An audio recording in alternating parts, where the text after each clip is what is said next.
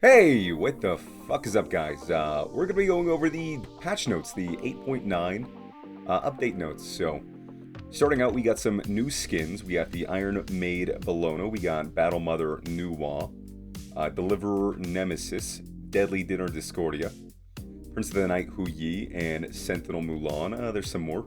Toxic Side Hebo, Jurassic Slasher Kernonos, and Krang Zing Chen.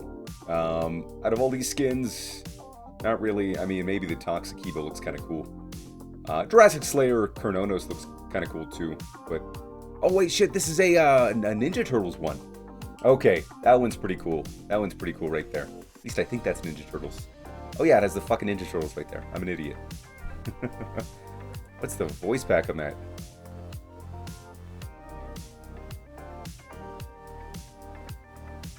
That was loud. That was loud for me. I don't know about you guys, but that was let me. Anyway, yeah, that was kind of loud for me. Um, Update release schedule. So this is just talking about some of the updates gonna be happening and whatnot. Nothing too crazy. Some ranked quality of life changes. So new ranked requirements. Level 30 is unchanged. 20 owned gods at mastery level 2.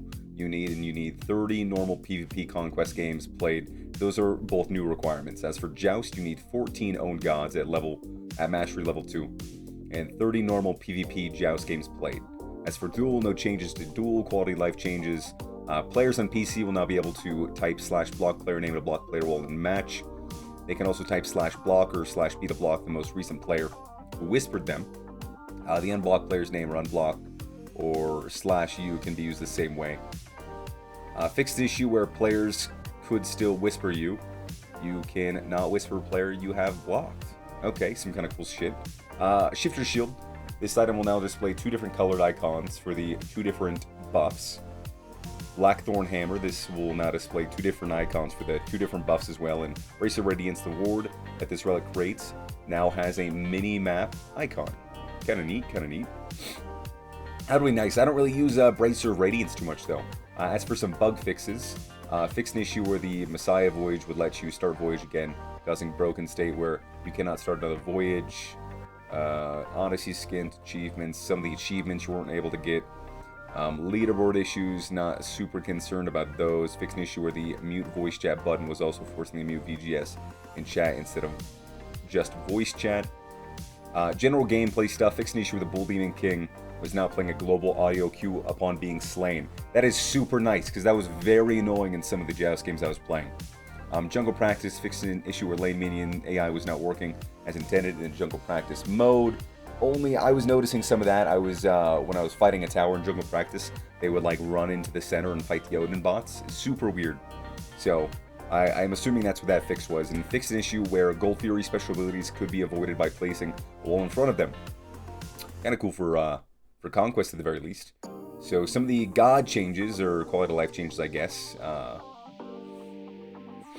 Fixed an issue where this ability would sometimes cancel earlier stuff, channeling altogether. Yada yada yada. I'm not super interested in the bug fixes on all of these gods, so we're gonna skip those. If you're interested in them, pause, take a look at them. But nothing too crazy for me. Balance life with the 8.9 update. Assault. So, this is kind of a cool change. So I play a lot of Assault. Increased lobby duration during reroll trading phase from 55 seconds to 65 seconds for this mode. Match the data, use Assault format. That's kind of nice, giving a little extra time to swap between stuff. A new healer feature, Healer Tiers. I think this is so nice because, I feel like if somebody gets a hell and you get like a Baron Samedi, that fucking sucks. Healers and Assault will now be assigned to tiers. If a team gets a healer, the other team will get a healer of the same tier. Healers are no longer able to be rerolled by any player, but they can be traded. That's also kind of nice. That's some very nice quality of life changes to Assault, in my opinion. It's always annoying when you have a teammate who rerolls a healer, like, oh, I'm not good with Guan. It's like, okay, well then why did you reroll our only healer? That's kind of annoying. And here, healer tiers are going to be quite nice. Again, Afro, Yemoja, Hell. I would say Afro's probably not as good as Hell. I would say Sylvanas is better than Afro. I guess I'm in the minority on that. But Tier 2, Sylvanas, Chang'e, Ra, Guan Yu, Terra, Horus, and then Tier 3, all around Cupid, Baron Sambi. I think that's very fair. You know, with some of them maybe interchangeable, but that's just my personal opinion. I think that's an awesome add to Assault. Conquest, I don't play a lot of Conquest, so if you're interested in any of this, you know, feel free to read through. Something about boots being removed, it's a wall of text. I don't feel like I really want to read it. Increased lower level XP split bonus from 2.5 to 0.35, so that's kind of nice. Increased speed buff, movement speed bonus, initial spawns. Just, it looks like a lot of quality of life changes for that. So that'll be kind of nice if you're a conquest player. Built a Frenzy, so relics offer a way for a god to really push for specific strategy, and flexibility often exists for our tank and support players. In recent patches, however, most of the relics have been seen very little play and are often replaced with safer choices like purification beads. Our goal this patch is to bring up the power of these relics. Yeah, so just bringing up power, it looks like. So increased attack speed buff from 15 to 25, and that's for the upgraded version as well. Sprint has a decreased cooldown, which I think is lovely. I think it was kind of a long cooldown, you know, for what you're doing with it. I wish they would increase the speed a little bit too, but since it is a team-wide thing, it's only that 20%. I miss the old days when you just had a single use for only yourself sprint that was a 40% movement speed increase. That was really nice. Yeah, so, and then with Relic Dagger, you can get the standard 90% cooldown, which is kind of nice. And then upgraded Heavenly Wings is 120 seconds as well. Horrific Emblem is losing 20 seconds on its cooldown as well, which is nice. Magic Shell added the effect all allies take 20% reduced damage from basic attack for the duration. The upgraded still has the 50% change. Magic Shell's so freaking good. I feel like that was a good item even just before, but 20% reduced basic attack damage, that's a very anti-hunter comp right here. I might be picking that up a little bit more. Meditation, decreased cooldown, I think that's a nice quality of life change too for Assault. Otherwise, I really wouldn't pick up Meditation really, ever. And then decreased cooldown 20 seconds, the upgraded version, and then increase the cooldown per tick from 0.5 to 1 second. So you can get a total of, what is that, 5 seconds off all your abilities. That's actually kind of nice if you're, you know, going a more offensive route. But Benevolence rework, so it now provides 100 health, 10 MP5, 7 HP5. I think that's what was pretty standard. And then every second you are not near an ally, you gain 1 stack of Benevolence, stacking up to 50 times. For each assist, you gain 4 stacks. While near a damaged ally, you spend stacks to restore yours and their health equal to 0.15% of your maximum health. For each stack consumed, you gain 1 gold. That's kind of a nice change to it. You know, Benevolence was just kind of nerfed in the ground, not something that you'd really want to ever build. I'm not really sure how good this is going to be without a little bit of playtesting, but I think it's nice that we're giving it a little bit of love either way. Bumba's Dagger now gives you 15 magical power and 10% physical power, or 10 physical power. That's, I think, a pretty cool change to that as well. I like Bumba's Dagger. I like building into Bumba's Hammer for some gods. I think it's just super good on RTO, so that's kind of nice. War Flag, decreased stack required to turn on a bonus gold from 4 to 3. Yeah, War Flag was just awful. Removed 10 physical power and 20 magical power. Added 10 physical protections and 10 magical protections. Okay, so a little bit more defensive and a little bit less offensive. I'm not really sure if that's better for it or not, but I don't really pick up War Flag either way, and I probably still won't either. So, Erendite. Decreased base damage from 40 to 20. Increased physical power scaling from 30 to 40. Now reads, when first striking a revealed target, they take an additional 20 plus 40% of physical power. Okay, so essentially you need to have 200 power or more for this to be beneficial for you. Not really too different. It looks like it was just probably being picked up. Actually, let's read the text for it. This item being a long list of buffed items to damage-focused assassins. Our goal this patch is to ensure that damage-focused assassins feel like they have this items needed to be strong throughout late game to stay competitive against their tankier counterparts. This paired with the shifting conquest experience should help assassins reclaim their spot on the team. Erendite provides strong power and cooldown reduction, but its flat power favored tankier gods We are shifting the Prot's damage to focus more on scaling, rewarding higher power builds more directly. Yeah, so it is just, trying to be a bit more of an assassin-based, not helping out tankier gods as much. I guess decent change. It's going to be more late game than anything. Brawler's Beat Stick is increasing physical power from 40 to 50. That's going to be nice.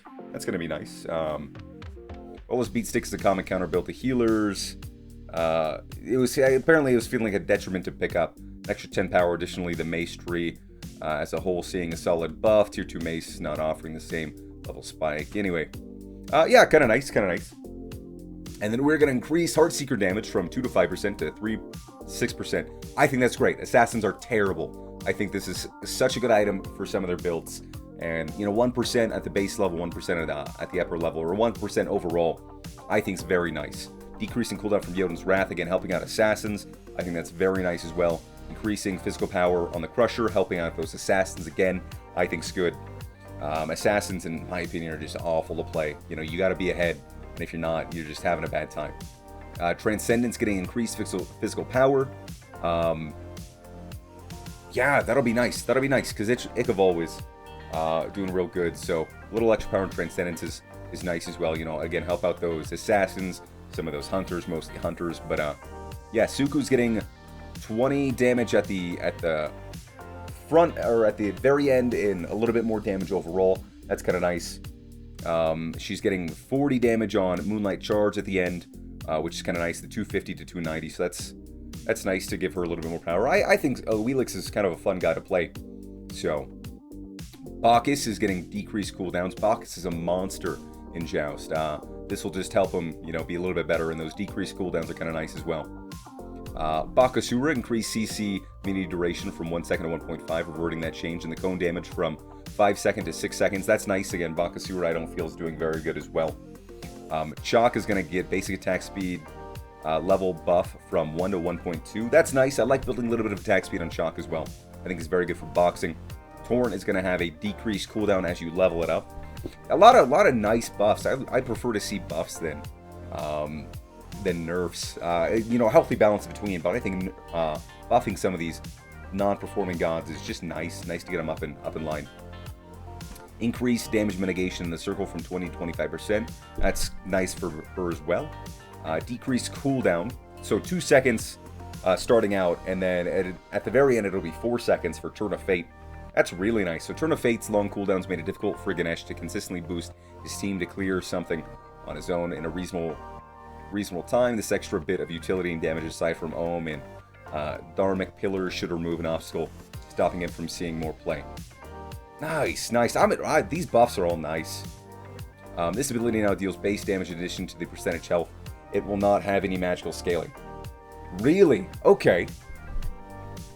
Wow, that's kind of neat. So it's 120 to 720 base damage, and it always does 15% health damage at all ranks. Whereas before it would, of current health, before it would do 15 to 35. I think that's much better.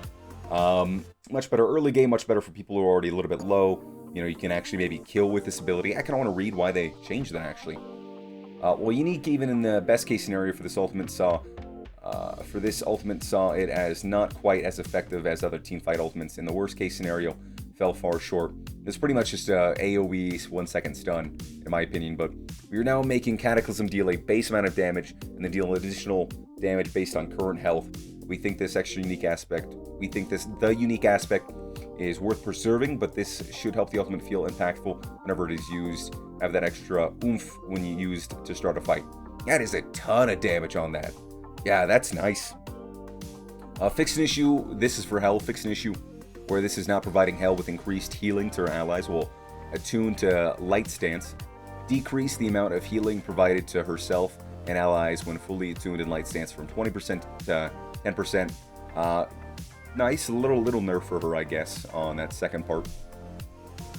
Huyi, increased damage increase for every 10% of missing health from 1 to 5 to 3 to 7.